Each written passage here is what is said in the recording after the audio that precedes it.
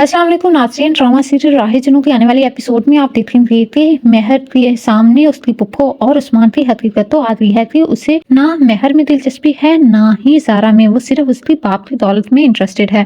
तो एक तरफ तो वो खुश है कि इस तरह उसकी बहन की जिंदगी तो तबाह होने से बच गई और उसके सामने उनकी हकीकत आ गई। वो ये बात अपनी माँ और अपनी बहन को बताना चाहेगी कि किस तरह उस्मान और पुप्पो ने दौलत की लालच में उससे शादी की। तो महर की बहन तो जो उसे पहले ही अपना दुश्मन समझती है वो उसकी बात पर यकीन नहीं करेगी और कहेगी कि वो सिर्फ उस्मान से उसे बदगुमान करने की कोशिश कर रही है ताकि तुम उस्मान के साथ जिंदगी गुजार सको। लेकिन महर ऐसा कभी भी नहीं होगा। उस्मान तुम्हारे साथ कभी भी खुश नहीं रहेगा। वो सिर्फ मुझसे प्यार करता है। तो दूसरी तरफ महर की माँ भी उसे समझाएगी कि उसे अब ऐसा कुछ भी नहीं करना चाहिए जिससे उस्मान के दिल में उसके लिए बदगुमानी पैदा हो।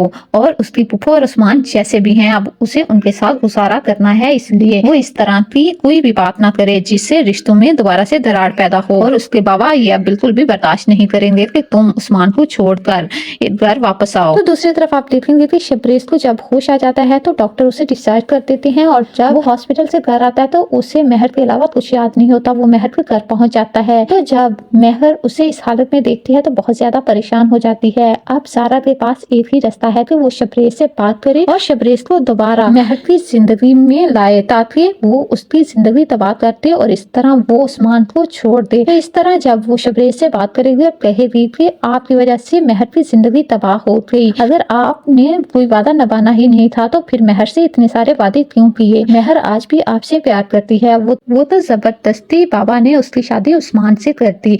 इस तरह शबरेज फिर महर के पीछे पड़ जाएगा और उस्मान इस बात को बहाना बनाकर महर को छोड़ देगा कि वो ऐसी बदकिरदार लड़की को अपनी जिंदगी में मजीद नहीं रख सकता जो अभी भी अपने आशिक से बात करती हो और उससे मिलती हो। इस तरह अब महर के बाप के पास कोई और ऑप्शन नहीं बचेगा। वो शबरेज को कॉल करेंगे और उसे कहेंगे कि वो आकर यहाँ से महर को ले जाए। वो अब मजीद अपनी बदनामी बर्दाश्त नहीं कर सकते। इस तरह महर और शबरेज की शादी हो जाएगी। आप में से कौन कौन महर और शबरेज की शादी देखना चाहता है कमेंट सेक्शन में कमेंट करके जरूर बताइएगा।